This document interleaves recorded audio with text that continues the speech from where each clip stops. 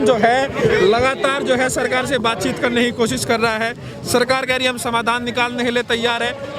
कानून में कोई खामी है उसको सुधारने के लिए हम तैयार है। किसान मानने को तैयार नहीं है। ये तो वही बात होगी, यस और नो, कनपट्टी पे जो है बंदूक रख दिया, बताइए करना क्या? नहीं, ऐसा अरुण जी थोड़ा सा सुधारो। किसान बात करने की कोशिश नहीं कर रहे, सरकार बात करने की कोशिश कर रहे हैं। हमें बात करने की क्या जरूरत है? हमारा तो सीधा है, आप तीनों कानून वापस लो और जो एमएसपी है उसके लिए कानून बनाओ, बात खत्म हो गई। तो बात हम नहीं कर रहे, बात सरकार करना चाह रही है। और सरकार जो चाह रही है कि केवल एमएसपी का आश्वासन देकर और सारे मामले को खत्म कर दे, वो नहीं होगा इस बार। ये कानून तीनों वापस लेने पड़ेंगे और एमएसपी का कानून बनाना पड़ेगा ताकि किसान को एमएसपी मिल सके। बहुत सीधी सी बात है। एमएसपी तो हम दे ही रहे हैं। देखिए, इसको समझो आप। जो एमएसपी देने की बात कर रहे हैं, ये एडमिनिस्ट्रेटिव ऑर्डर है, प्रशासनिक आदेश है, गवर्नमेंट ऑर्डर है। इसकी कोई जो है इम्प्लीमेंट करने के लिए कोई वैलिडिटी नहीं है प्रॉपर तरीके से कि आप इसको आप निश्चित रूप से लागू ही करना, ऐसा कुछ नहीं है। लागू तभी होगा, ये बाध्यकारी तभी होगा जब इसका कानून बनेगा। तो आप कानून बनाओ और कानून बना के जो हमें एमएसपी, दूसरा एमएसपी की जो बात कर रहे हो आप, क्या एमएसपी मिल रही है? मक्का का भाव आपने कर रखा है 1850 रुपए, मिल क्या रहा है? 1000 रुपए, 1000 रुपए, 700 रुपये मिला, 700 रुपए मिला, 700 रुपए मिला। ठीक है, मैंने बेचा है, बाजार की बात। 700 रुपया राजपुरा मंडी में मक्का बेचा है। तो 1850 सरकार का भाव है और मिल रहा है आपको 700 रुपए और 800 रुपए। तो एमएसपी कहाँ मिल रही है? सरकार इस बात का जवाब देगी क्या? दूसरा, जो धान है उसका भाव सरकार ने नोट किया है 1868 रुपए, मिल क्या रहा है? 1000 रुपए। तो कहाँ दाम मिल रहा है? 2600 रुपए आपका दाम है बाजरे का, मिल रहा है बेचना पड़ रहा है किसान को, जो किसान से खरीदा जा रहा है 700 रुपए, 800 रुपए, 900 रुपए। आप दे कहाँ रहे हो एमएसपी? तो एमएसपी देने के लिए कानून लाना पड़ेगा और कानून में इस बात का भी प्रावधान करना पड़ेगा सरकार को। अगर कोई भी व्यापारी इससे कम एमएसपी जो सरकार निश्चित करती है उससे कम पे खरीदेगा तो उसकी सजा होगी, और सजा भी 7 साल की कम से कम होनी चाहिए। दूसरी बात यह है, जो एमएसपी आप निर्धारित कर रहे हो, एमएसपी अभी स्वामीनाथन कमीशन के हिसाब से जो C2 है उस पर 50% बढ़ा के आपको निर्धारित करनी है, वो नहीं करी सरकार ने। तो सरकार जो ये चालाकियां, ये बेईमानी कर रही है, हम सब समझ रहे हैं इस बात को। सरकार इस बात को कह रही है जो पिछले जो प्रावधान है हमने उनको नहीं छेड़ा है, हम कुछ नई चीजें लेकर आए। क्या तो नई चीजें किसके लिए लेकर आए हो? उन उद्योगपतियों के जिनके तलवे चाटते हैं मोदी जी, उनके लिए लेकर आए हैं ना। तो जिन उद्योगपतियों के आप तलवे चाट रहे हो, जिनकी आप गुलामी कर रहे हो, उनके भले के लिए आप लेके आए हो प्रावधान, तो आप लाओ। हम नहीं मानते उस बात को। जो कानून हमारे पक्ष में नहीं है, जो कानून इस देश के अन्नदाता को बर्बाद करने के लिए है, वो सरकार को वापस लेना पड़ेगा। आज ये जो हालत हुई है, किसान जो है सरकार से बातचीत कर रहे हैं, यस और नो की तख्ती रखकर बैठ गए हैं, वहां जाकर खाना नहीं खा रहे हैं, चाय नहीं पी रहे हैं सरकार की। अगर संसद में बातचीत हो जाती, वोटिंग हो जाती, चर्चा हो जाती, तो इतनी बेइज्जती ना होती कम से कम। निश्चित रूप से मैं तभी तो बता रहा हूं कि सरकार, मोदी सरकार ने जिस तरह से गुंडागर्दी की है, अगर आप समझ रहे हैं आपका कानून बढ़िया है और आपके पास में बहुमत है, तो राज्यसभा में गुंडागर्दी से पास क्यों कराया आपने?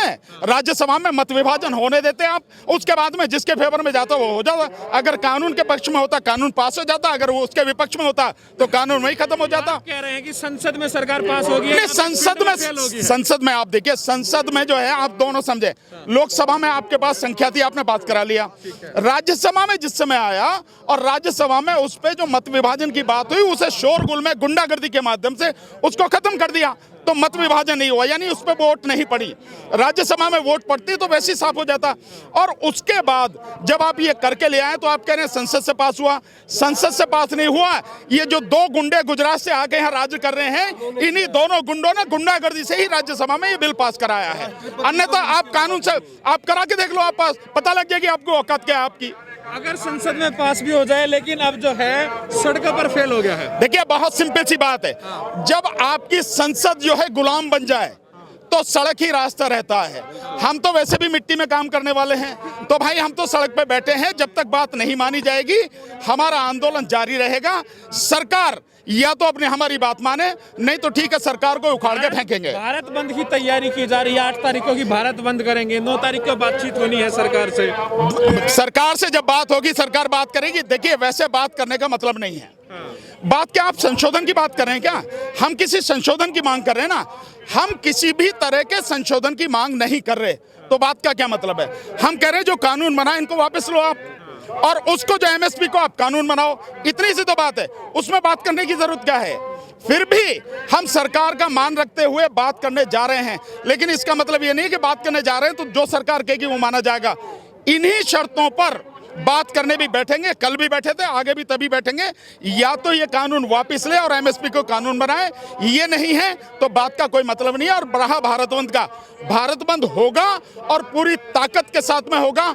हम लोग भी सब लोगों से अपील कर रहे हैं, क्योंकि ये आंदोलन केवल किसान का नहीं है, ये आंदोलन इस देश का आंदोलन है, इस देश को बचाने का, इस देश की जनता को बचाने का आंदोलन है। और मैं तो देखिए बहुत पहले भी कहा था, ईवीएम के विरोध में हम लगातार आंदोलन कर रहे हैं। और ईवीएम जब तक है, जब तक ये मोदी सरकार है, और मोदी सरकार जब तक है, जब तक ही इस देश में सारी गड़बड़ियां रहेंगी। इसलिए मोदी सरकार को उखाड़ के फेंकना सबसे पहला उद्देश्य होना चाहिए। हम लोग उसी के लिए काम कर रहे हैं लगातार। आपको क्या लग रहा है इस बार का जो आंदोलन है, जिस तरीके से विरोध हो रहा है, ऐसा पहली बार हो रहा है मोदी सरकार में इतना बड़ा विरोध का सामना करना पड़ रहा है मोदी जी? अरुण जी मेरी बात नहीं, आप पूरे यहाँ से लेकर वहां तक जाके देखिए, 20 किलोमीटर तक सारे किसान भाई रोड पे हैं। सरकार को शर्म आनी चाहिए, लेकिन ये तो बेशर्म सरकार है, बेईमान सरकार है, बेरहम सरकार है। यहाँ से वहां तक, और आप उधर टीकरी बॉर्डर पे चले जाइए, चारों तरफ जब किसान बैठा है तो हम लोग इस बात को तय करके बैठे हैं कि ये लड़ाई आर पार की। अभी नारा भी सुना आपने कि अब की बार क्या बात, अब की बार आर पार। ये बिल्कुल आर पार की, आर पार ये तब भी हो जाता अगर ये कोरोना का संकट नहीं होता। सीए एनआरसी का जो आंदोलन चल रहा था, हम तभी 4 महीने में इसके घुटने तोड़ देते, लेकिन अफसोस कि कोरोना आ गया और ये सारा मामला गड़बड़ हो गया। पर अब जो किसान मैदान में आया है तो किसान है, ये कोई दलाल नहीं है, ये कोई मतलब किराए पे लाई हुई भीड़ नहीं है। ये अपनी इच्छा से अपनी लड़ाई लड़ने, अपना संघर्ष करने के लिए आए हैं, और ये जब ही जाएंगे जब इनकी मांग मानी जाएगी, नहीं तो नहीं जाएंगे। बहुत सिंपल सी बात है। अब की बार जो है लग रहा है कि जो मोदी सरकार है पहला किसानों से पड़ गया, अब की बार हिंदू मुस्लिम में नहीं बट पा। हाँ निश्चित रूप से, अगर देखिए सीए के आंदोलन में ये जरूर वो उसमें करने की कोशिश करते रहे कि ये आंदोलन हिंदू मुस्लिम का है और मुस्लिमों के विरोध में है या इसके विरोध में वो सब, लेकिन ये आंदोलन किसानों का है। और आप यहाँ से वहां तक देख रहे होंगे, हर जाति हर धर्म का किसान, वो किसान यहाँ मैदान में आंदोलन में है। तो यहाँ उनका हिंदू मुस्लिम नहीं चलेगा।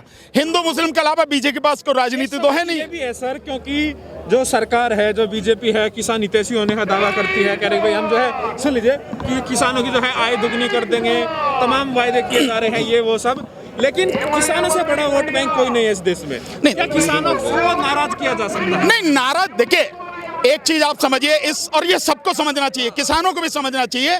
आपके माध्यम से मैं सारे देश को ये बात बताना चाहता हूं, इस सरकार को, अगर हम लोग इस भ्रम में हैं कि हमारी वोटों की जरूरत है, इस सरकार को किसी के वोटों की जरूरत नहीं है। ये सरकार ईवीएम के माध्यम से वोटों को लूट के जीतती आई है। अभी आपने देखा है कि महाराष्ट्र में विधान परिषद का चुनाव हुआ, औंधे मुंह गिरी, 6 में से 5 सीटें, और ये वो सीटें हार गए जो नागपुर में इनका गढ़ है आरएसएस का, और जहां का नितिन गडकरी इनका केंद्रीय मंत्री है, जहां का जो है इनका वो मुख्यमंत्री भी रहा, वो वहां उस सीट को ये हार गए हैं, सबसे मजबूत सीट जो इनकी है। तो आप ये समझिए कि 55 साल की जो सीट इनकी थी वो उड़ गई। क्यों उड़ गई? क्योंकि वहां पे जो चुनाव हुआ वो बैलेट पेपर से हुआ। तो बैलेट पेपर से जिस दिन चुनाव इस देश में शुरू हो जाएगा, ये सरकार जड़ से साफ हो जाएगी। इस देश में 20% से ज्यादा लोग बीजेपी के पास नहीं है, बीजेपी के साथ नहीं है। 80% लोग इस देश का बीजेपी के विरोध में हैं, और वो इस बात को जानते हैं। इसीलिए ईवीएम को वो हटा नहीं रहे हैं। जिस दिन ईवीएम हट गई, बीजेपी का पता नहीं लगा कि ताश के पत्तों की तरह बिखर जाएगी। अगर सरकार रास्ता भी तो बताया कोई। रास्ता बहुत सीधा है।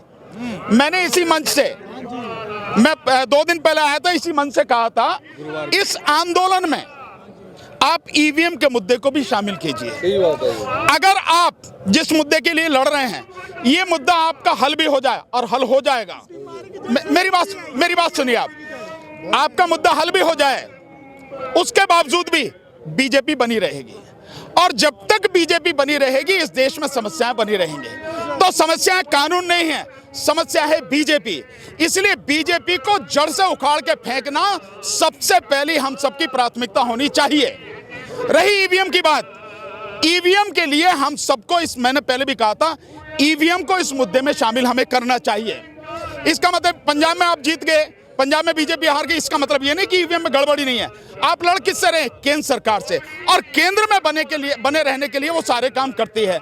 जब 2019 का चुनाव हुआ, 2019 के चुनाव में 373 लोकसभा सीटों पर जितनी वोटें पड़ी उससे 8,000 से लेकर 18,000 वोट ज्यादा निकली। अब मुझे आप ये बताइए कैसे निकली भाई? जब इलेक्शन कमीशन से सवाल पूछा गया तो इलेक्शन कमीशन ने आज तक इसका जवाब नहीं दिया। आज तक 1.5 साल से ज्यादा हो चुका, आज तक जवाब नहीं दिया इलेक्शन कमीशन ने। इसलिए हमको जड़ को समझना है। तो मैं ये मानता हूं कि इस आंदोलन में जो हमारी मांगे हैं इसमें थोड़ी सी मांग और ऐड की जाए। एक, ईवीएम को हटा के बैलेट पेपर से चुनाव कराया जाए। दूसरा, मोदी सरकार इस्तीफा दे, लोकसभा को भंग करा जाए और दोबारा से बैलेट पेपर से लोकसभा चुनाव कराए जाए। बीजेपी से मुक्त कराना इस देश को मैं समझता हूं सबके सबसे पहली प्राथमिकता होनी चाहिए। अगर सर ये होगा कैसे? सर बिल्कुल होगा। जैसे यहाँ आए हैं आज आंदोलन के लिए, आप कहिए ना, इसी मंच से कहिए कि ईवीएम भी हमारा मुद्दा है। हम सभी लोगों को हम लगातार कोशिश कर रहे हैं। जो सिग्नेचर कैंपेन आप चला रहे हैं, वो सिग्नेचर कैंपेन हमने शुरू किया है ईवीएम के लिए, वो सारा मुद्दा इसमें जोड़िए तो सही। मुद्दे जोड़ने पड़ेंगे आपको। अभी सरकार भी जो है हट धर्मी अपनाए हुए हैं कि हम पीछे नहीं हटेंगे, किसानों ने भी ठान लिया कि हम पीछे नहीं हटेंगे। तो अब कैसे समाधान निकलेगा? नहीं देखिए, समाधान बहुत, किसान कब तक बैठा रहेगा? नहीं, किसान तो जब तक बैठेगा, किसान जब तक लड़ेगा, जब तक सरकार किसानों की मांग मानेगी नहीं। बहुत मुश्किल से, बहुत धैर्य के बाद, बहुत दिनों बाद किसान सड़क पर आया है। इस तरह से किसान अब तक मैंने नहीं देखा कि आजादी के बाद कभी सड़क पर आया हो। पहली बार इस तरह से सड़क पर आया है, और मैं समझता हूं ये ठान के आया है, या तो हमारी मांगें मानी जाएंगी, नहीं तो इस सरकार को उखाड़ के फेंकेंगे। इसीलिए लगातार देखिए, लगातार आप देख रहे हैं कि इस आंदोलन का दायरा भी बढ़ता चला जा रहा है। भिन्न भिन्न सामाजिक संगठन, भिन्न भिन्न सामाजिक कार्यकर्ता, भिन्न भिन्न तरह के लोग इस आंदोलन से लगातार अब जुड़ते चले जा रहे हैं। और जैसे ये होगा, जितना बड़ा हो जाएगा उतनी ही सरकार की मुश्किलें बढ़ेंगी, सरकार के लिए मुसीबत खड़ी होगी। तो हमको किसी भी हालत में इससे कम पे जो सोचना नहीं है कि ये कानून तीनों वापस ले सरकार, और एमएसपी को कानून में। अभी एक चीज मैं थोड़ा सा बताना चाहता हूँ, इस चीज को भी हम सबको समझने की जरूरत है। कुछ लोग, क्योंकि सरकार के भी जो हैं कुछ दल्ले हैं जो किसानों में संगठनों में हैं, तो उनमें से कुछ ये कह रहे हैं कि एमएसपी का अगर जो है हमें भरोसा दिला दे सरकार तो हम ये आंदोलन हमारे लिए तो उतना ही काफी है। नहीं, जो लोग ये बात कह रहे हैं कि केवल एमएसपी की बात अगर सरकार कर दे तो आंदोलन खत्म कर देंगे, वो सरकार के दल्ले हैं। इन दल्लों से सावधान रहना है।